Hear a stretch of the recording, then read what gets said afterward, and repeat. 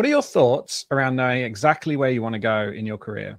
I'm at the start of my career and have felt like it's been a lot of trial and error. I'm very clear on what I value, which has helped me immensely to figure out if a workplace is right or not, but I'm not 100% sure exactly how I want to grow or what skills I want to develop. I wonder how important it is to become a master in a particular skill if building generalized creative experience is better, and if there are risks of pigeonholing oneself.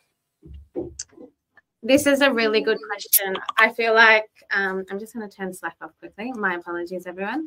I feel like this is a really good question, and I think I wish I had kind of had the insight to ask myself these questions when I was sitting in your shoes. I spent a little bit of time kind of specializing in one specific sector, and then after, giving a lot of love and, building my skill set up in that sector, I realized, actually, I think I need something different. And I kind of needed to reinvent myself and look at my skill sets and what was transferable or not transferable. So I would almost say that I think generalizing early on and kind of diversifying what you know and, insights and experiences and jobs and responsibilities within the design sector in your early years, try all the things, fail at a few things. I think it's okay that it doesn't seem like success isn't a straight road, and it is definitely like all over the place at time, but all those little detours only enhance your creative skill set and only enhance the things that you can bring to problem solving. So I think yeah, that's kind of what I think in that area. I guess the other kind of element of that, of not necessarily knowing, is aligning it to what you're good at and what you like doing. And if you can kind of write that down and say, I'm really good at, I love typography, I love pitching, and I love animation. Like, in there's already a really exciting niche that you can kind of explore, but on that, like, so many different sub areas as well. So I feel like that should keep you pretty entertained and creatively inspired, while also not pigeonholing yourself too much. Perfect. There is a nice little model for this. I feel like it would be appropriate to bring up the Ikigai model. Yes, that's a good. So I just popped that link in, which is that intersection of doing what you love, that the world needs, that you can be paid for, and that you're good at. Which is always a nice way to sort of bring it all together. Exactly. Tara, anything you'd like to add? It's quite overwhelming trying to work out what you want to be for the rest of your life. And it doesn't necessarily have to be that way. No, exactly. Well, I guess this is the thing, right? Is I myself have worked in every industry known to mankind except for death and garbage collection. I was going to ask about garbage collection. No, okay. Yeah, yeah, they're the two that I haven't touched yet. So there was never a time where I didn't have two jobs, really. So the idea of this notion of trial and error at the beginning of your career, I mean, even if it's not your career, it can be trial and error just to touch things. It's important to experientially, and what I mean by that is to touch it, to actually live it and experience it. Because quite often, I mean, there's certain things that you just know that it's not a vibe for you, right?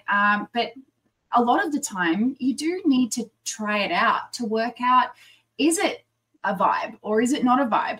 It's clear here that you're very connected to your values, and our values, the way that I describe it is, your values is like a compass, so the arrow on the compass, and your values might be west, but you can never get to west. There's always more west to go, but you can get to a place that's west from you, right? So for me, I'm on the eastern suburbs of Sydney. So west for me would be the Blue Mountains, right? So I can reach the Blue Mountains. I can reach that goal. I can achieve that thing. But to get to west, I'll end up back around. I'll keep going in circles. So it's important to know that it's okay to just explore and touch a lot of things appropriately. Touch a lot of things. And the second thing as well is the final part of this question was, I wonder how important it is to become a master in a particular skill if building generalized creative experience is better, and if there is a risk of pigeonholing oneself. Now, I can't necessarily speak to the risks around that within this area because I don't work in that area. But if you think about it in a lot of things, if you've got a GP, they are specialized in the general practice of medicine. And then you have a heart surgeon who is specialized in the management of heart issues, right? So you can, I think there would be a lot of opportunity for a really awesome go-getting generalist in the creative community. Because if you think about, I just think of small businesses, right? If I was to go, you know what, I want someone that's in the creative world that might know a bit about marketing, might know a bit about copywriting, might know a bit about design, and might know a bit about whatever. I would love to find the unicorn that has all of those things in there.